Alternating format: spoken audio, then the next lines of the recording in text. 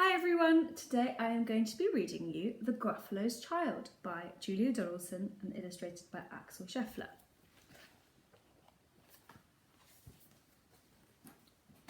The Gruffalo said that no Gruffalo should ever set foot in the deep, dark wood. Why not? Why not? Because if you do, the big, bad mouse will be after you. I met him once, said the Gruffalo. I met him a long, long time ago. But what does he look like? Tell us, Dad. Is he terribly big and terribly bad? I can't quite remember, the Gruffalo said. Then he thought for a minute and he scratched his head. The big, bad mouse is terribly strong and his scaly tail is terribly long. His eyes are like pools of terrible fire, and his terrible whiskers are tougher than wire. One snowy night, when the Gruffalo snored, the Gruffalo's child was feeling bored. The Gruffalo's child was feeling brave, so she tiptoed out of the Gruffalo cave. The snow fell fast and the wind blew wild. Into the wood went the Gruffalo's child. Aha! Oh ho! A trail in the snow? Who is this trail? Whose is this trail? And where does it go? A tail poked out of a log pile house. Could this be the tail of the big, bad mouse?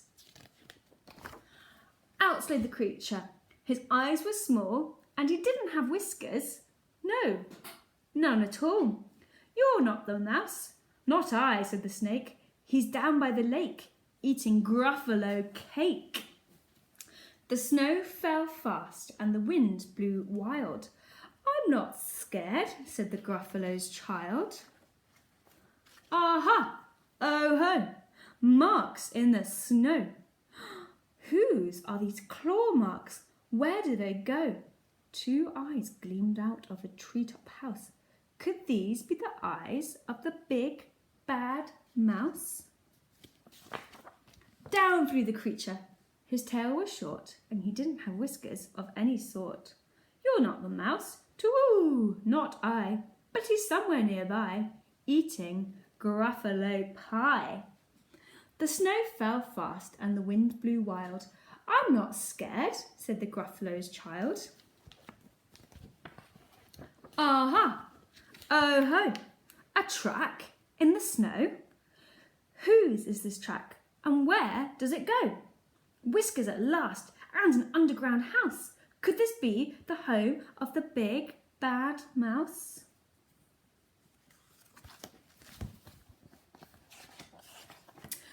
Out slunk the creature. His eyes weren't fiery, his tail wasn't scaly, his whiskers weren't wiry. You're not the mouse. Oh no, not me. He's under a tree, drinking Gruffalo tea. It's all a trick, said the Gruffalo's child, as she sat on a stump where the snow lay piled.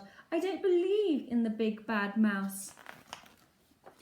But here comes a little one out of his house. Not big, not bad, but a mouse at least.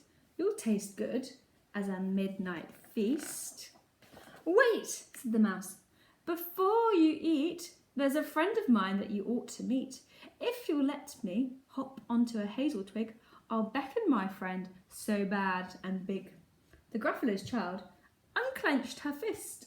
The big bad mouse, so he does exist. The mouse hopped into the hazel tree. He beckoned, then said, just wait and see.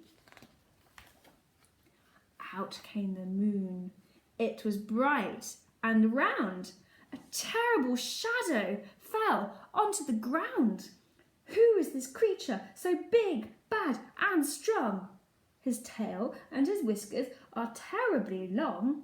His ears are enormous and over his shoulder he carries a nut as big as a boulder.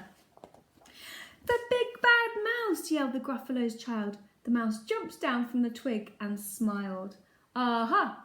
Oh ho! Prints in the snow. Whose are these footprints? Where do they go? The footprints led to the Gruffalo cave. where the Gruffalo's child was a bit less brave. The Gruffalo's child was a bit less bored. And the Gruffalo snored and snored and snored. The end.